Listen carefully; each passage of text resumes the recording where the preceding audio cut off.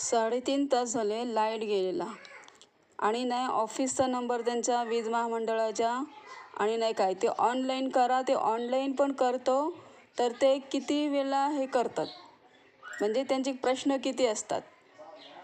हा बटन दाबा, तो बटन दाबा, तो बटन दाबा, तेव्हा ते घेतात कॉल आणि घेतला तर ते प्रश्नाची उत्तरं देत नाही. बिल भरलं की नाही हे सगळं विचारतात. आता आम्ही बिल भरल्याशिवाय राहतो का? जे बिल आलं लाईटीचं ते पे करतोच ना, तरी पण हे लोक उचलत नाही आणि उचलला आणि सांगितलं तर लगेच फोन ठेवतात. म्हणजे यांची सेवा किती घाणेरडी आहे ती बघा आणि सरकार किती नीच आहे तो बघा. लाईट मुंबई ठिकाणी जर लाईट अशी 2-2, 3-3 तास गेली तर हा सरकार किती घाणेरडा आहे, किती खालच्या लेवलचा आहे ते बघा.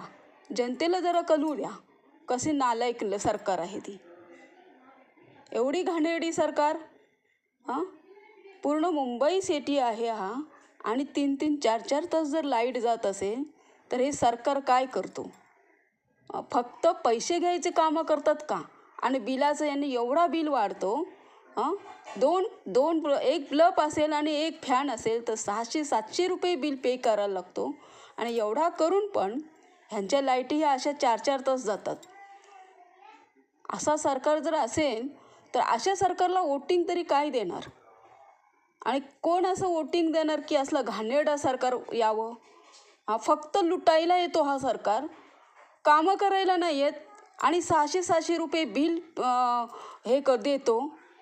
तेवढा लाईट यूज नाही करत.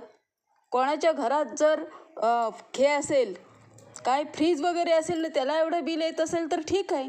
जिथं फ्रीज नाही, जिथं काहीच नाही, नाही टी व्ही नाही, फ्रीज नाही, अशा ठिकाणी जर लाईट बिल एवढं 600 रुपये देत असेल तर सरकार किती लूटमार करतो, किती ग्राहकांकडून पैसा उपटतो ते बघा.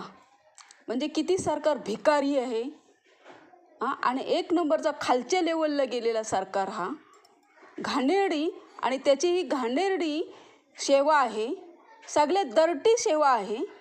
ही दर्टी सेवा जरा सरकारने थांबवलं पाहिजे आणि व्यवस्थित सेवा दिलं पाहिजे. नाहीतर हे सरकार काही कामाचं नाही. एक ना एक दिवशी या सरकारचा बेपत्ता होणारच, पूर्ण राहणार पण नाही हा सरकार. एवढं लक्षात ठेवायचं की तो BJP असो नाही तो काँग्रेस असो, जे लाईटीचं काम सेवा घेतो ना त्याला जर व्यवस्थित सेवा पार पाडता आली नाही तर त्यांनी सरळ राजीनामा द्यावा, ही माझी विनंती आहे. आणि विनंती मी मोठ्या आवाजाने करत आहे.